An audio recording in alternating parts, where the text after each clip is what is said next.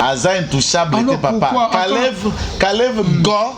Kabila yewana komi azangna bagarre de gonde kandota mama azanan. Après Caleb arrestation Alexis Tamoma. Papa, je vous que bakangaye pour un détournement à Ali Moyibi. Et puis deuxième élément, est-ce possible, c'est la volonté du parquet général près la cour de cassation. Il sera arrêté. Bien sûr. Parquet général près la cour de cassation. Dossier à Tambouimamba. Et est-ce que moi je me dis, il faut maintenant exécutif Nelo Bakanga tel tel. Les magistrats et le pouvoir judiciaire sont indépendants de l'exécutif. Les faits sont là, les faits sont graves, les faits sont palpables. Equity Bank, na BCDC ezako réclamé na bureau à Kestir pour bato futa bango 5 millions de dollars ya banyongo Tambouimamba tikotika zui na ba banque. Ils ont 5 millions de dollars. Ah non? Le sénateur n'a pas personnel, c'est n'a pas conventionné pour nos soins. Baza ko menacé ko arrêter prise en charge médicale ya ba sénateur na personnel la bangonyo sopona insolvabilité il y a plus de 1 an ya riere mbongo bimaka na trésor pour ba futa ba hôpital les a conventionné ba futa kate Tambouimamba na bureau na EQ Ngubu. Papa Angwa la kaka biso qui va y laisser son empreinte na Sénat, donc empreinte ya Moyibi. Shalom, shalom, bien-aimés dans les Seigneurs. Un grand merci à vous tous qui êtes connectés sur notre meilleure chaîne, la voix céleste Nzela Lola. Et si Bonzambe et Kitara Loye, mon amour, Pena Misala Bonzambe, na Bonzambe Lola, et Zofuta Simana, Antoya Koloba Kentamba, Boto, Koye, Wapina Massa Sosai. Un grand merci à Bande Oignons, tout à soutenir vraiment Moussalo. Et là, je vois les pasteurs, fais amis si à la bouche autorisée de l'éternel depuis Zurich. Nafilo Moukoya, Motema Bivin, c'est de Homo depuis Londres, puis na maman Gisèle, Lukel Motema Papa Emmanuel, na Boston, les frères Papi Kongbe, na Nzama Lola, Amonayo, Bonzambe, na Bonzambe, Yesunde Mosu qui se bien aimé toujours, na cadre pour informer Bino. L'émission c'est pronommé rien que la vérité bien aimé le lot Rosoani vous allez na maître Joël Kitenge à propos de sa révélation il y a mini kolika bien aimé dans les seigneurs Caleb ex-patron il y a Anne bien aimé bakanga qui azana kata prison donc beaucoup monde a vraiment yango na émission le lot ba information za mo ebele et longo na mon mboka maître Joël Kitenge OK boyebi très bien shalom papa. Shalom ndeko Alvin, shalom na bandeko bakolanda biso na lola kotobenyango la voix céleste. Merci pour l'invitation. Na mokolo ya saba ya lelo tokabola makanisi na baimboka. Maître Joël Kitenge toujours na cadre d'information. Tokota na déjà na vif ya émission na biso. Qu'est-ce qui s'est passé encore na Kisangani maître Joël? Ndeko na Kisangani lokola kaka ndenge makanisi ya badongolo miso naza koyebisaka il y a des gens qui ne veulent pas savourer ou reconnaître qu'ils ont échoué politiquement. Le peuple aza longo na makanisi na bangote. C'est ce qui fait que hier nous avons enregistré de manière spontanée, sporadique même, entrer des hommes en armes auto-qualifiés bango na mokuse ba rebelles, puisque ce sont des hommes non identifiés. Ils ont ouvert le fait pour prendre la ville de Kisangani. Donc, actuellement, l'armée a répondu de la plus belle manière qu'elle devrait faire le nécessaire.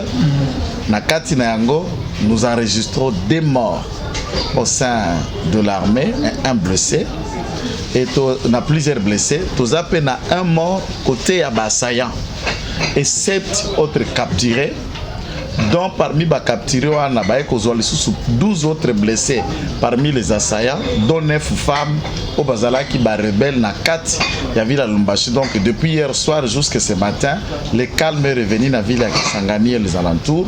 Maintenant, nous sommes dans le bon sens. Mais qui sont l'auditorat militaire, le conseil de sécurité, je suis en train de parler de sécurité nationale, le CNS, Bazako Sala, des enquêtes approfondies avec des éléments au Bakangamaki, puisque ceux qui ont été arrêtés, ce sont ceux-là, Nebakwede, justice militaire, l'état-major général, d'identifier Baouti Wapi, na commandement Yanan, na ordre Yanan, il y a aussi des téléphones qui na ba poche ya basaya wana.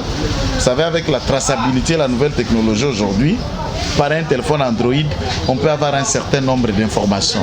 Pour comment ils opèrent, comment ils échangent, mode de commandement dans le téléphone, pour considérer à cet effet toutes les personnes qui sont dans les répertoires et Batouana, à cet effet, baza considéré à ce niveau comme présumé participant à la agression à la ville à Kisangani. Mais également, il faut penser aussi un élément qui sort de l'ordinaire. Moi, personnellement, comme en grande partie sans courroie, ça me choque, ça m'énerve, ça me met dans tout cet état, tout en respectant la mémoire. Je connais beaucoup dans la famille Lumumba.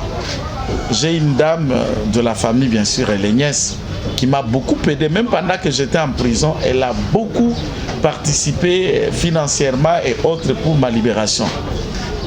Je respecte maman Pauline, je respecte papa Peggy, son mari et autres. Mais c'est grave qu'un fils Lumumba se retrouve parmi les preneurs d'armes contre l'État congolais. C'est grave. Je me pose 1000e question.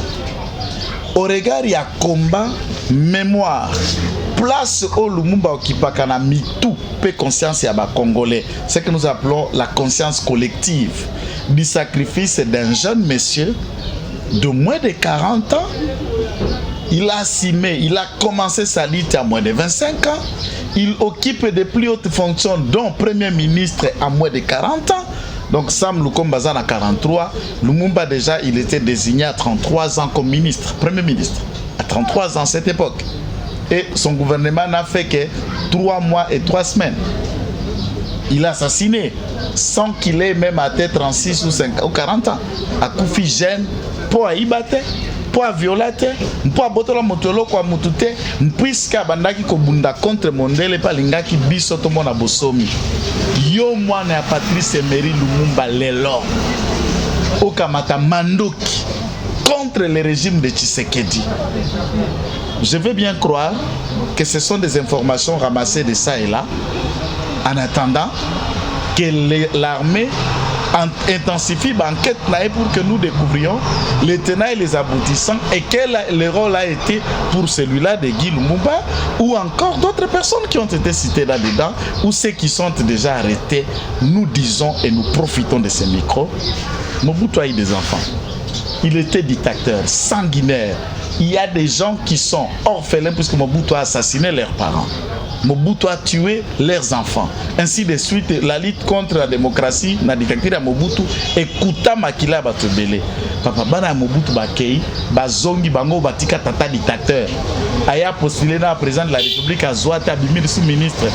Même Lelo Negeto Kosa dans l'émission, on a dit à la Mobutu dans le Parlement. Eli, il y a Guadolite, député à Guadolite. Il a déjà été, depuis 2006, il est toujours élu. Depuis la mort de Lumumba, lesquels 2 enfants ou des ici autour de Lumumba, oh, ce monde va ponaye.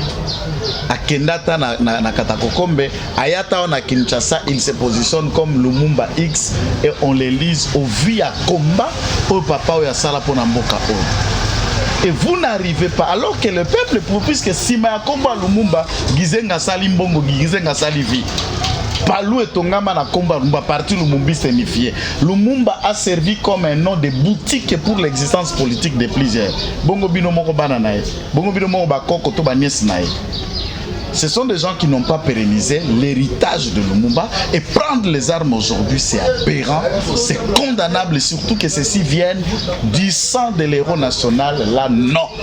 Nous sommes choqués dans notre conscience collective et nous attendons que l'armée, l'auditorat et tous les contours de la question nous disent, à moins que nous puissions nous tromper. Si je me trompe, j'ai toujours été honnête dans mes communications. Je reviendrai devant cette caméra, leur dira que les éléments de notre possession n'étaient pas fiables et il n'a pas été impliqué de près de loin. À ce stade, il n'y a aucun élément pour écarter un événement du Conseil Manakisangani de Konanda. Donc c'est aberrant et c'est grave. Et Maître Joël, pourquoi est parti ou Maître Joël? Écoutez, bon, les questions qui se passent dans la partie Est, que ça soit maintenant province orientale, la Chopo, Otuele, tous les noms qu'on a essayé de modifier aujourd'hui, na bakombo ya Kalande kokaka province orientale. Hein? Sigoyo. C'est cela où ils essaient d'endoctriner les groupuscules, puisque il y a encore des groupuscules rebelles au bazar nous contrôler certains petits villages. Bana Manduki. La rébellion ici est tentapé Kakazaria Surberwao. Naba colonel et tant d'autres batanta babanda rébellion naba Congo, tu te souviendras, c'est le début même à Kao ya Kurana qui ça. Tant babukaka pilon moko titirbine moko ne lukela biso makamba baka papa wendo aemba bakati Kuransoro bakati maiso likola banyangara katoy. Les Rwandais avec Azaria Surbera et autres ont commencé la rébellion par Kitona. Et Simbate, Bagoza Villa Kinshasa et Bateta Malokola Ndika, Batumba Malokola Makayab. Il y a un coin où on ne commence pas la rébellion pour réussir. C'est pourquoi j'en appelle à toutes nos populations de l'Est. Si ces groupes rebelles aussi existent, certains de vos leaders sont complices. Ici, je ne parle pas des leaders politiques, commerçants.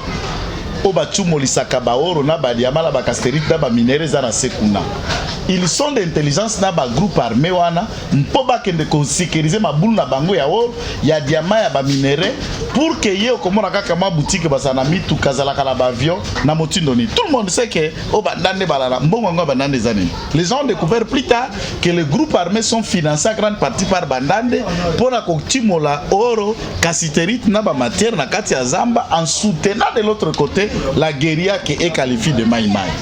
Donc ici il y a l'implication des Congolais consciencieux et nous passons par votre micro pour interpeller encore ici Batunyo Sobazako encourager, faciliter et de manière inconsciente ou par l'intérêt pécuniaire boke ko pesanzela na baini mpoba pe bisamboka bama tata ndeko nanga elenge na bandeko nyonso manduki e développer kamboka te. Manduki esungaka bana bakene nzela ya kelasi te. Manduki esungaka biso to avancer peut to progresser te. Ainsi donc nous insistons pour que nous comprenions, nous cherchions le schéma du dialogue, des débats et toko bako concourir beka kana ba élection. C'est de cette façon-là que nous pouvons réussir un point barre. Et je profite par exemple. Vous voyez pygmée. Pygmée, c'est une communauté qui a été oubliée et qui n'a pas eu de porte-parole depuis un certain nombre de temps. Mais Lelo Awa, Pygmée, porte-parole na bango, quelqu'un a communauté na bango, Pygmée. Et ça, Fabien Koussanika, il fait un travail remarquable pour défendre suffisamment la cause de ses frères na bandeko nae de même espèce bandeko Pygmée. Oyo ba occupa forêt équatoriale. Et c'est bravo, tous les pygmées sont fiers d'avoir un porte-parole à l'Obagana. Youti Bazana Poto, Azapé journaliste, puisque depuis que les générations existent, les pygmées n'ont jamais un journaliste. Les Lobazu Kouswanik. Et pourquoi Fabien? Mais non, c'est sa race, sa communauté. Moi, je ne cherche pas la discrimination, c'est sa race, non? Parce qu'Ozo Loba, parce qu'il est contre le pouvoir en place ou comment? Je ne suis pas dans. Est-ce que Omoni Nazakov encouragé hier Pygmée yo depuis au Kola, Oyeba professeur journaliste à Pygmée Wapi, Oyeba maître avocat à Pygmée Wapi, Oyeba communauté à Pygmée na Batuna Bango ba représentant Bango na poto Wapi. Mais néanmoins Pygmée bazana représentant na Bango Kouswanika na poto. Kouswanika ko loba pas à défendre la cause des pygmées, c'est naturel, c'est son espèce, c'est sa communauté. Et nous lui encourageons de faire montre pour faire valoir l'intérêt à pygmées à travers le monde, à travers la Belgique, à travers l'Europe et dans le débat national. Félicitations de Kouswanika pour la défense de votre communauté, les pygmées. Merci beaucoup, Maître Joël Kitenge. Maître Joël, Toloba, Maître Joël. Quelque part, aux hommes qui étaient Fabien, Azoba Bamakam Ebele, Zananzela, Koto social. Courant Maï depuis Fatia Yena Bokonzi na pouvoir des ans qui est 3 ans Yango Maître Joël, il n'y a aucun changement dans le niveau social. Maître Joël qu'est-ce qui ne va pas? Yo avant au sala la voix sur l'est ici le monde savent que journaliste aux journalistes mon même et tu emploies des gens dans organe na à presse qui est sérieux comme une société de presse. okenda poto pokendaka oyoka kuswanika olingo lobalelo tobeta tovanda penda 1 minute ngai na yo tobeta masolo ya kuswanika moi je ne peux pas oyoka ye bazwa na média nini sérieux po ba employé na poto. Est-ce que par discrimination pour les pygmées? Je me demande. Est-ce que par incapacité, puisqu'il ne peut pas produire des raisonnements et des analyses rationnelles? Ce sont des questions que je me pose. Est-ce qu'on doit devenir contre un régime? Puisque vous allez approcher à papa na mwana et vous vous attendiez ce qui a commis Mokondi à Kosala directeur de la presse présidentielle et curieusement Tangazu Lokabwanga Fabien de N. Banda. Suivez des anciennes vidéos, le temps avec Félix Tshisekedi, le temps avec Papa Tshisekedi, nous reconnaissons ici, je l'ai dit devant la caméra, Fabien a pu faire à ce moment-là un travail remarquable de titan. Et il s'attendait que Félix Tshisekedi, une fois au pouvoir, il y a cause à la directeur de la presse présidentielle pour visualiser, faire le tout.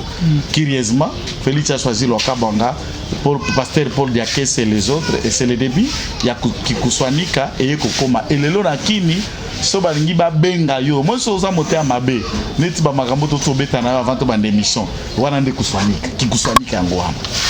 Donc ce moment d'amonter mabe comme on est Kuswanika. Merci Maître Joël.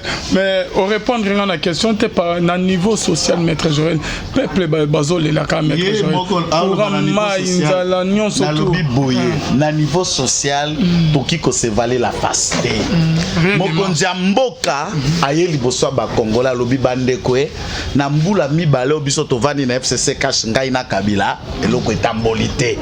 Oleto vanda to solo la neni bokozwa maya résidence. Neni bokozwa courant. Neni bokotambola na babis ndeni ni gratuité okende ko fonctionner to bande ko betaka masolo ya ba poste tanga la okamata initiative songolo ba kotia ngai yebaka yango nini na yepa na bino pona kosenga makanisi na bino na kabwana na bango nde mokonza ekondima ko kabwana na Kabila. Maintenant lelo ngape na kovanda na cité mayezate Koura ezalité, on ne peut pas se balayer la passe, on ne peut pas dire autre chose.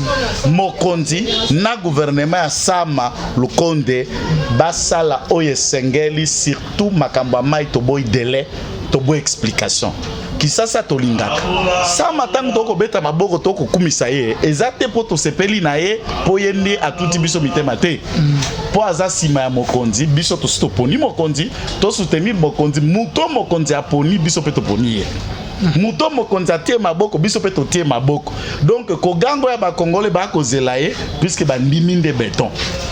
Nde ba kondima payer. Ye pa landa ko seka ba Congolais wana te pomoni mino ya la kapembe. Mais ça la moi esthétique tant mutazo seka. Mais vous ne pouvez pas avoir l'impression que c'est qui brille blanc là et ko soit. Donc c'est ça les Congolais. Nous l'acclamons, sachant qu'il peut être l'homme solution pour la besoin à Congolais. Ce qui kokoso et ali, en tout cas, comme on a essengopé kolinga ba Congolais, bon on a la minute. Donc Sam Lokombe akeba, nous peut amitié na misala rapidement. Asala o esengel pour na réduire train de vie ya gouvernement na ye.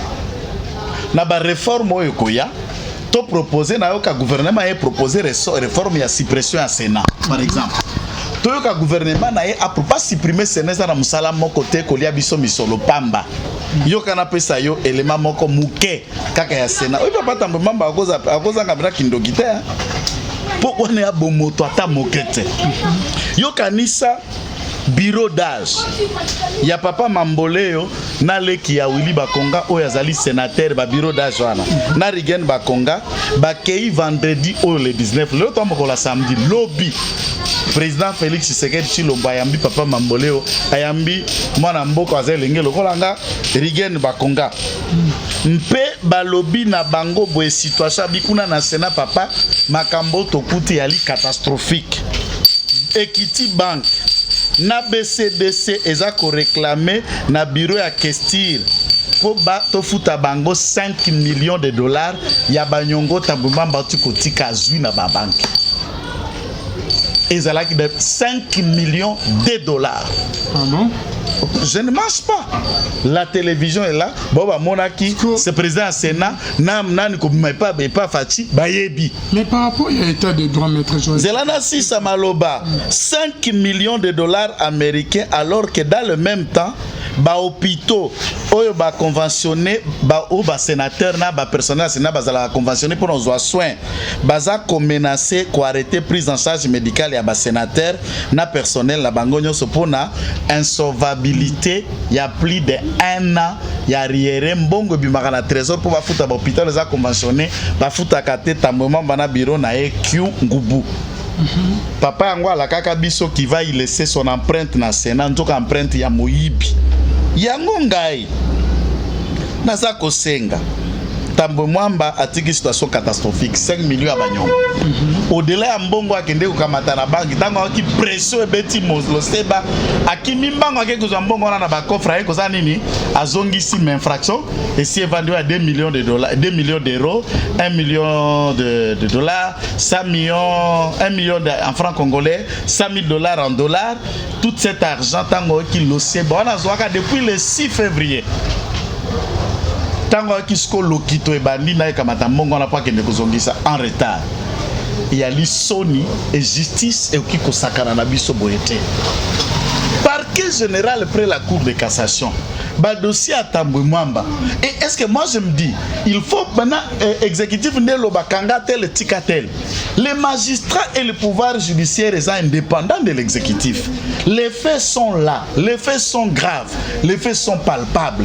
Que faut-il attendre pour qu'un homme pareil ose jouir comme un jouisseur au détriment d'un plus grand nombre de notre population? Qu'est-ce que le parquet attend comme mérite pour inquiéter une telle personne? Alors, c'est comme si ta maman, maître Joël, qui était intouchable. Aza intouchable, alors, papa. Kalev Go, Kabila Yewana Komi, Azangna Bagarre de Gonde, ta maman Azanan. Après Caleb, arrestation, Alexis, ta maman. Papa, je vous en ajoute aussi, Alexis Tambemamba, j'en appelle au parquet pour que Bakangaye pour un détournement à Ali Moyibi. Et puis, deuxième. Est-ce possible? C'est la volonté du parquet général près la cour de cassation. Il sera arrêté. Bien sûr. Okay. On doit lever cette immunité. Le sénateur doit se prononcer pour qu'il y ait réponse à deuxième élément de Konangai. Ezana eloko moko ezali très très très important. Matata pogno. Il faut banamboka baye baka akokende kosamba le 24 février oyo. Le 24 février oyonde na kotindo kotiango na page na biso kuna irani wana oyo za assignation pe ordonnance ya assignation à bref délai o bafundi présidente ya fondation Mapong pour des millions et des millions qui ont servi à la construction de l'université à Kindu na enrichissement illicite aza koyeka yaka et au moins j'ai fasali enquête nae pour na boyibi mbonga bukangalonzo atangi batu sambo batu sisi wana okaka bagangaka mais eswaka matata pwani bwana ndako batana batu senge loko ebungi siko zoko tuna nana kwa kozo loko wana ombona mutu moka bandika kolela yo tunaka boye yo kanisika kangai nga mutu na ibi yango batu mususu so bazaki mabi mais agitation boni alika kanayo ba mususu bavandi bekimia ko babaika mpe kotungisa matata nde kolakisake moyibi penza misolo ya bukangalonzo et ali matata poni. C'est ainsi que nous, notre travail, nous continuerons à marteler après le rapport des instances habilitées, c'est-à-dire inspectorat, et nous passerons à la presse et nous réitérons. Donc, on faire attendre notre vatin à niveau de hiérarchie, il y a yéme sommet de sommet, yéme ya solo, baladete. Oyo soko lobi le loba boto agade ko ba boto lo aloba le lokoti okoti yeme o ya blague te oyo gangi yeme balongoli o ministre comme vendre na ndako sommaire o yeme ya sola décider lelo ça malu comme premier ministre mais ça c'est là avant décider lelo qui tenge Joël ministre maître Joël qui te par rapport ya Samba au premier ministre le loi d'aller premier ministre a remplacé par Pépé mais c'est comme si nationalité n'est un peu douteuse, maître Joël Kitenge. Aza Congolais, Azali la nationalité française, maître Joël a commandé français. Et pourquoi Bandoki. Toujours sur la maître parcours na yebisio batnos bazwe biswana soni na bino bandoki. Aza Congolais, Aza français. Mane boko buita misu place pour bana bakanape na bino. Vous êtes des sorciers. Un étranger. Malin premier ministre. Na mono matisanga mafuto comme ko salisa maloba la bandoki oyo. Omoninga yo. Na sala ke mission notala commentaire. Puisque na lobaka kirwande, qu'est-ce qu'on ne le dit pas sur moi? Et les lots au gang puisque chaque jour tout ça la émission kaka bato ba commenter na chaîne maître Joël yo penda commentaire analyse qui to konde jour ka président de la République a décidé son nommé Kitenge Joël ministre de portefeuille. Ne komona rote d'ailleurs kutu atanga wate tikala kala nyongo na ngai aboye hakenda kaboye asala bwende mboka oyo abotami na France. C'est lui qui le dit.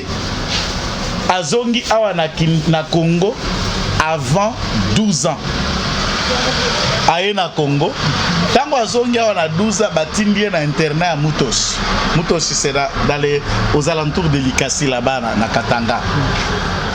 Lorsqu'il en avait à peu près, puisqu'il est né en 77, il faut aussi qu'on le dise, hein, en 2001, Papa Nae, Bandaki Kouta na retour, qui était un professeur Kienge, Sama aussi, qui était professeur d'économie à l'université à Lubumbashi, na Moninga Nae Kioni, ont été assassinés par les hommes de l'AFDEL. Bakadogo, Nanzela Kipushi, Bapanza voiture Nae Nakati, et on les a tués, son ami. On a trouvé et la voiture et le corps cribé de balles. Le Papa Nae Koufine en 2001. À cette époque, lorsque Yazak aussi a déjà diplôme de humanité, na 96, na Mutoshi. Donc moi na tangi école primaire yao. Bato ba kota langa na François na. Ba yebite que moi na soka botami nationalité na ye kozala certifié que kaka soki atteindre âge ya majorité. Lorsqu'aza mineur, le fait qu'il soit né en France, ce n'est pas automatique qu'il devient français. Il y a une procédure jusqu'à l'âge de 17 ans, cet enfant est libre de rester français ou de chercher sa nationalité d'origine. À 18 ans, il doit se fixer, puisqu'il comme il est déjà majeur, il doit se fixer soit il est congolais ou français. Et Sam, avant même qu'il ait de 12 ans, il est déjà congolais, Zaïro à l'époque, à Zongiao, a eu diplôme d'État, Nawana Congo. Abandi université na métallurgie, ingénieur en métallurgie, na université à Lubumbashi.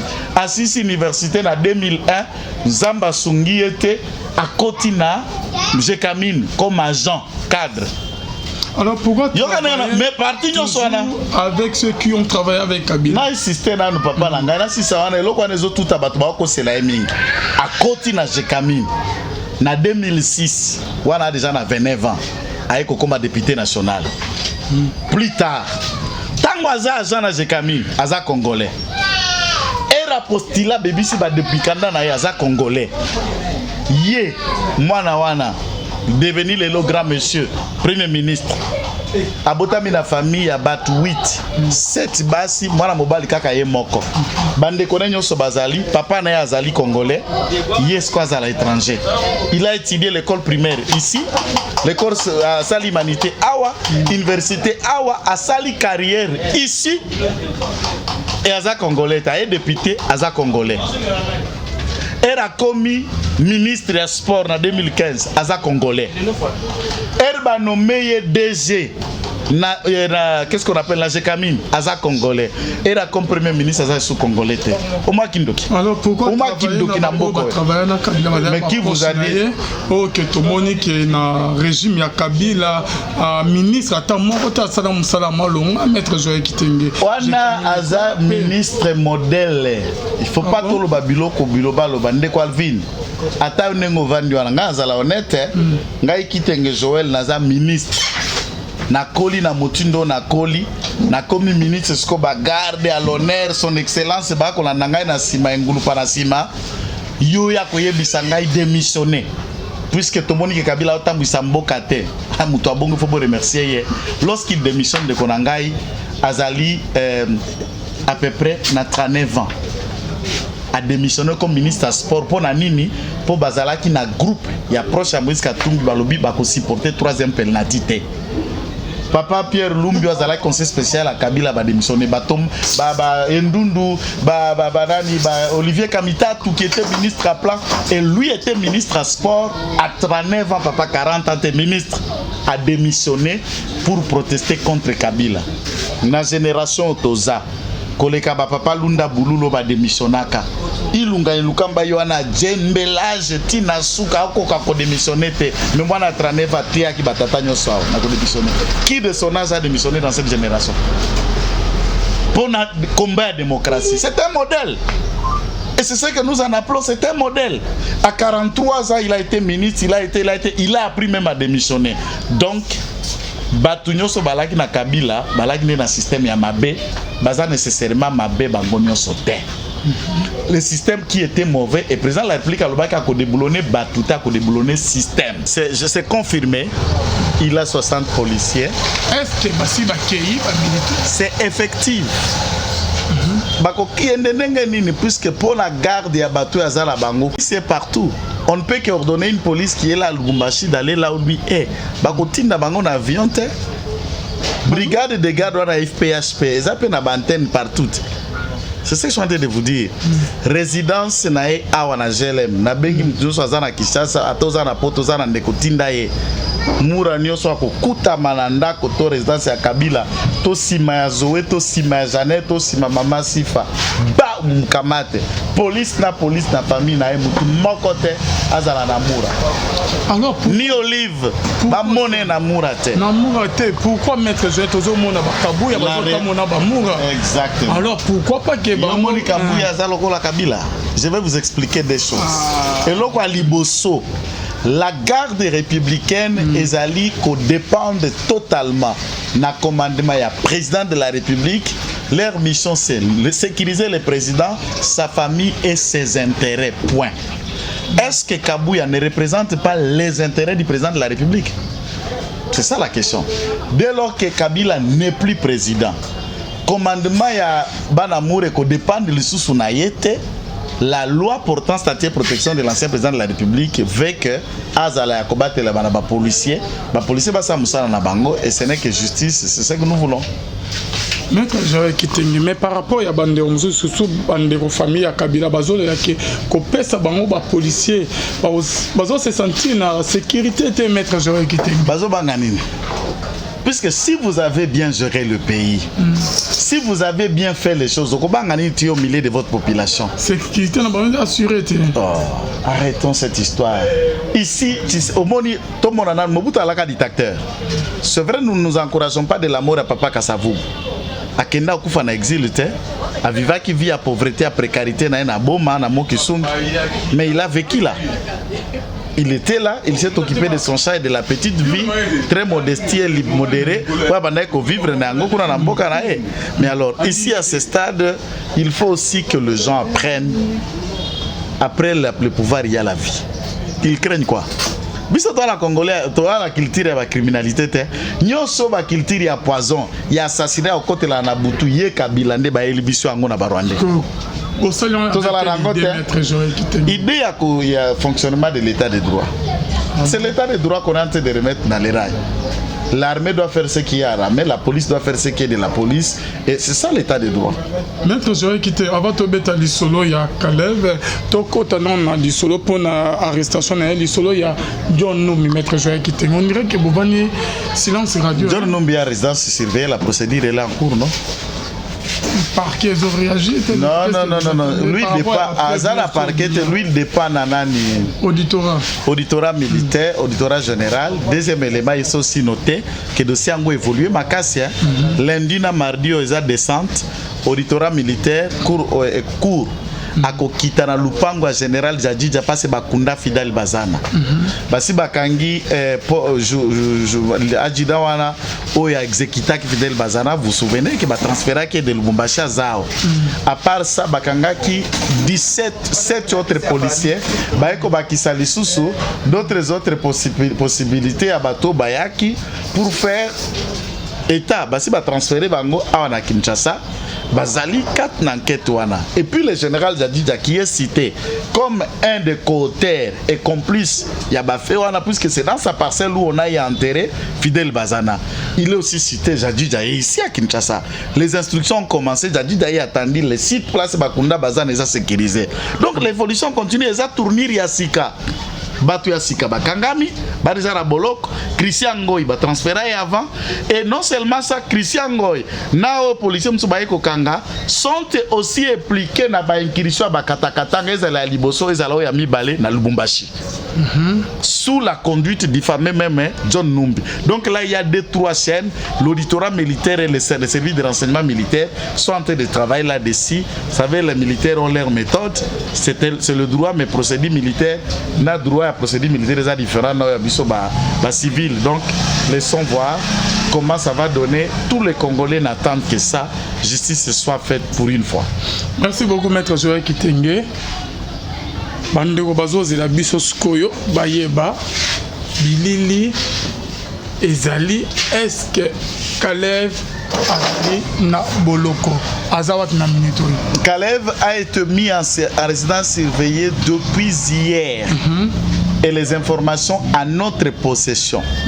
Jusqu'à preuve le contraire, Nazan en ligne connecté, qui n'a pas été contredit par aucun média sérieux, par aucun service que nous passons pour avoir un certain nombre de données sérieuses. Kalev, l'opération a été faite la nuit. Il a été appréhendé et les instructions sont secrètes. Et on est en train de l'instruire secrètement. Depuis hier, la nuit, la minute au parlant, notre que Bakanga qui est depuis hier, maître Joël Kitenge, c'est qu'il a passé la nuit na bolo comment quelque part. Le parquet général. C'est le parquet, oui. Le parquet général de Baza Hauteur, il y a arrestation à parquet général, oui. Donc il a passé à passer. Papa Izuma Sokol de Maboko habité. Basi ba révoqué. Azalaka directeur ya NER, mais comme abimaka militant mukala ya PPRD ba bengana na musala administration akoma mutu pamba. De ce fait, il n'a ni immunité ni privilège à poursuite à quant à la matière. Beaucoup kotoka enenge bokotoka ka loko lambadi. C'est pourquoi la police, avec les mandats d'amener plus de perquisitions qui leur a été signé par le procureur général, ne va que kamatambadi à Foufou va venir Kalev on a comme même ici quoi bongi na e. Quand même au bien le mot na Facebook au lobby que état de droit ils a qu'on respecter, qu'on interpeller d'une manière digne, qu'on respecter, qu'on kangai na ndenge sengeli maître Joël Kitenge même modèle bakangeli Kalev quand même. Aux ont montré que bazo respecter état de droit te mettre. Ba respecter koleka kutu ndenge ya banda ko respecter bato. Non, je commence. C'est une dignité d'ailleurs. Je commence par l'invitation. Non, comment la caressation te? Ba tango bazu invitation ba tinde liyo. Ba koto sayo.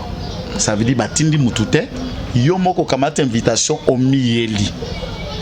Ce qui n'a pas été fait. Yetango anda kotinda batuna nera tikala kotinda la mutu invitation te bayaka ba Tokyo ba tete yo pokozo ya yo. Nous et la procédure du parquet a été respectueuse. Il y a droit de l'homme, n'a pas droit des citoyens tant qu'à lèvres. On l'a fait de quoi boy comme tempéré. Deuxième élément, il a été atteint à boy comme tempéré. Vous comprenez? Maintenant, bah, signer mandat de perquisition. Na moi, tous les Kinois, les Congolais, qui baillent Mbappé Balandier, Nassima Bazo crier, puisque c'est le bourreau Kalev qui a arrêté. Balingé Sala, mission abattu monaté. Bakangi ce qu'on a politesse, Nabutu dans un silence pour ne pas l'humilier devant les gens. On a tout fait pour l'honorer. Est-ce que c'est normal? On peut arrêter quelqu'un? Bien sûr, bien sûr. Bien sûr. Les services, exactement. On peut arrêter à n'importe quel moment. Les jours et la nuit. Je donne un exemple. C'est un exemple que je vous dis. La nuit, au Tchobi Mutumbeli. On peut vous arrêter, on ne peut pas vous arrêter. La nuit, au Kumbala Mutuka, Touti Mutumutu Akoufi, on peut vous arrêter, on va attendre la journée. Ainsi de suite, les infractions se commettent à tout moment. La loi, l'État ne fonctionne pas seulement le jour.